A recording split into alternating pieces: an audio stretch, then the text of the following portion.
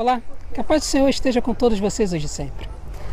No vídeo de hoje nós estaremos estudando sobre a vida do rei Josafá, filho de Asa, um rei que teve um reinado bem interessante, por conta de algumas condutas que ele adotou durante a sua vida e que nos fazem estranhar um pouco a forma como ele conduziu o seu reinado. Mas de toda forma é um rei que tem uma descrição de seus passos bastante detalhada no livro de Crônicas. O rei Josafá, ele assumiu o reinado quando tinha 35 anos de idade e ele reinou 25 anos sobre o reino de Judá. O texto bíblico vai dizer que no começo da sua vida ele resolveu seguir os caminhos de Deus exatamente como seu pai Asa e como o rei Davi. Então ele resolve continuar destruindo todos os altares idólatras que existiam em Judá. E além disso, ele resolve ensinar a palavra de Deus ao povo. Ele envia diversos chefes e diversos levitas para irem por todo o reino de Judá, ensinando a lei do Senhor, levando consigo o livro da lei do Senhor para ensinar ao povo.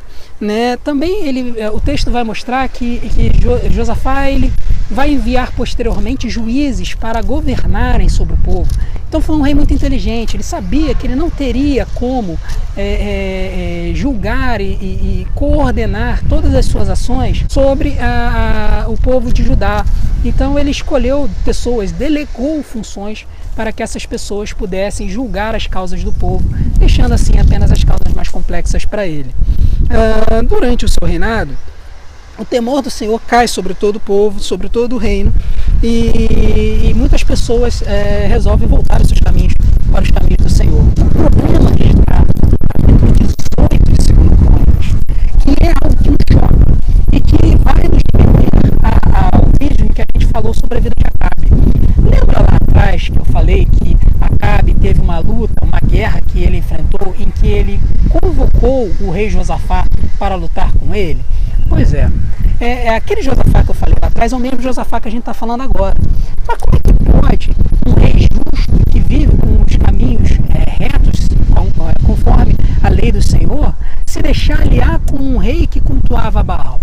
Pois é, o que o texto vai nos dizer que Josafá se tornou parente de Acabe. Como? Ele faz com que o seu filho case com a filha de Acabe. Então vejam que situação estranha, né? Por que Josafá faria isso? Por que ele permitiria fazer uma aliança com um rei que estava com a sua vida completamente deturpada, estava causando inúmeros males ao reino de Israel por conta da sua idolatria? Pois é, o texto não vai nos dizer por que ele adotou essa postura. Mas o fato é que Josafá se aparenta com Acabe e por conta disso ele tem que enfrentar a luta em Ramote Gileade para livrar o povo de Ramote Gileade do domínio sírio. Então Josafá vai até a batalha. Nós já vimos no relato do reino de Acabe que Josafá pede a orientação de um profeta de Deus em Israel.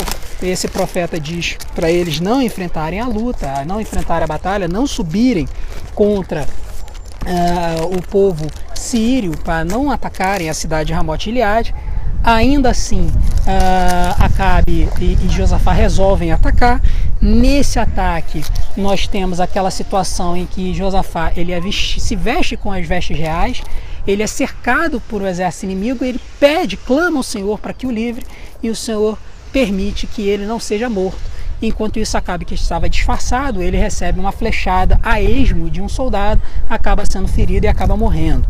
Pois bem, Josafá ele continua na sua vida, ele continua no seu caminho. O profeta Jeú ele repreende Josafá por conta do que ele fez, e porém com esse alerta, Josafá parece que resolve mudar os seus caminhos. É nesse momento que ele envia juízes pelo povo, por todo o povo, para poder julgar as questões de Deus.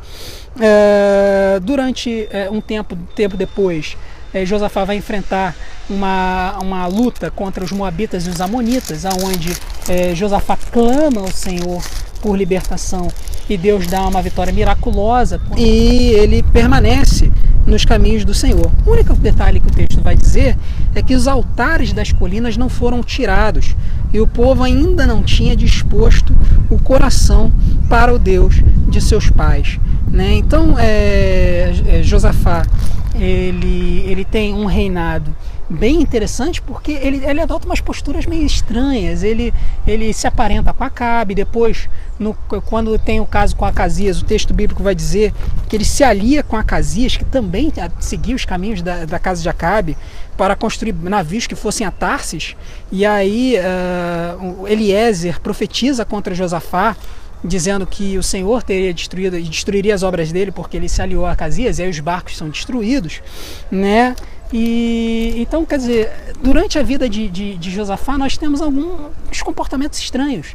Apesar de ele seguir os seus caminhos conforme o que a lei do Senhor apresenta, Josafá, ele em alguns momentos ele vacila, ele parece não confiar, ou ele se relaciona com pessoas que na verdade não tem nada a ver com os caminhos do Senhor, e por conta disso ele é seguidamente alertado. O que parece nos indicar é que todas as vezes que o Josafá vacilou e ele foi alertado pelo profeta, ele mudou os seus caminhos. Então a lição que fica para nós é essa: primeiro, a gente tomar cuidado com os acordos que nós fizermos, porque não é que você não possa fazer acordos comerciais ou se relacionar com pessoas que não são cristãs, pelo contrário, né? Nós vivemos nesse mundo e nós temos que ser exemplo, nós devemos nos relacionar até para poder alcançar as pessoas para Cristo. Mas nós temos que tomar cuidado com certos tipos de acordos comerciais, porque esses acordos podem ser feitos por pessoas que não têm os seus escrúpulos conforme a vontade do Senhor e resolvem tomar posturas estranhas, tomar decisões que podem nos constranger e nos levar a pecar perante o Senhor, como aceitar propinas e acordos escusos e coisas do tipo. E, em segundo lugar, o que fica do exemplo de Josafá é que sempre que ele foi alertado pelo Senhor, ele mudou os seus caminhos. Então, o que fica para nós é que sempre que nós percebermos situações em que Deus está falando no nosso coração que nós precisamos mudar, que nós sigamos o exemplo de Josafá e nós mudemos os nossos caminhos, voltando os nossos caminhos para o Senhor.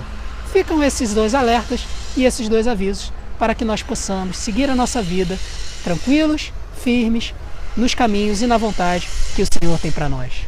Paz e graça, que Deus os abençoe.